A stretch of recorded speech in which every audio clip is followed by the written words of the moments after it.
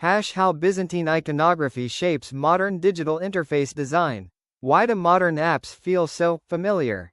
Not just in function, but in structure, in layout, in the way your attention is guided without you ever consciously noticing.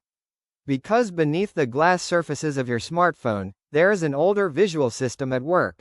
One that predates computers by more than 1,000 years. It begins in Byzantium. Byzantine iconography was never designed as decoration. It was designed as instruction. Every image, every figure, every placement of gold and geometry served a purpose beyond aesthetics. Icons were not meant to be interpreted freely. They were meant to be read in a controlled visual order. A hierarchy of meaning, a hierarchy of attention. At the center of this system was the frontal gaze. Figures such as Christ Pantocrator were often depicted looking directly outward, unflinching, symmetrical, and centered.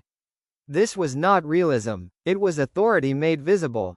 The gaze was structured to confront the viewer, not invite casual observation. To look at the icon was to enter a directed relationship with it. Attention was not optional, it was structured. This principle of visual control did not disappear with the fall of Byzantium. It evolved. Today, it exists in a radically different form, the digital interface. Open any smartphone app and you encounter a similar logic.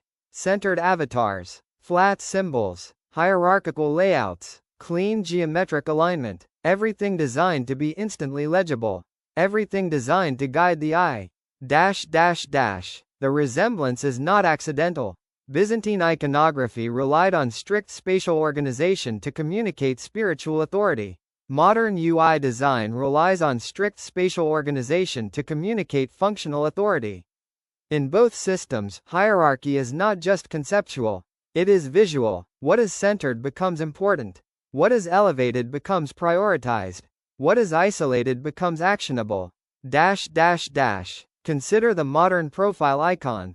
A circular face, often perfectly centered, stripped of environmental context. It mirrors the structural logic of the sacred icon. The individual becomes a simplified representation, not as a full narrative being, but as a readable symbol within a larger system. Identity is compressed into an interface element. Now consider navigation elements. Buttons, tabs, and icons are arranged in grids that prioritize clarity over complexity. This echoes the Byzantine preference for controlled geometry. Visual chaos is eliminated, meaning is stabilized, the viewer is guided through a predefined path of interpretation, just as worshippers once moved their attention through iconographic space. Even the use of gold backgrounds in Byzantine art finds its modern counterpart. In digital interfaces, brightness, contrast, and highlight effects function as symbolic illumination. What glows is important, what remains muted recedes. Light becomes hierarchy, attention becomes structure. But perhaps the most striking parallel is psychological. Byzantine icons were designed to command presence. They were not passive images. They were active focal points. Similarly, modern interfaces are not passive tools. They are systems designed to hold attention, direct behavior, and reduce ambiguity. The user is not simply observing. The user is being guided. This is where theology and technology unexpectedly converge. Byzantine visual systems were built around spiritual order. Modern interfaces are built around informational order. But both rely on the same foundational principle. The organization of perception is a form of power. Over time, what began as sacred visual hierarchy has been refined into digital minimalism. The ornate has become flat.